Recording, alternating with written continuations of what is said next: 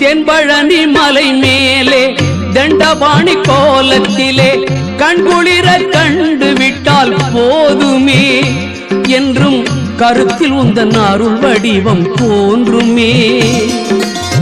தென்பழனி மலை மேலே தண்டபாணி கோலத்திலே கண்குளிர கண்டு விட்டால் போதுமே என்றும் கருத்தில் உந்தன் அருள் வடிவம் தோன்றுமே.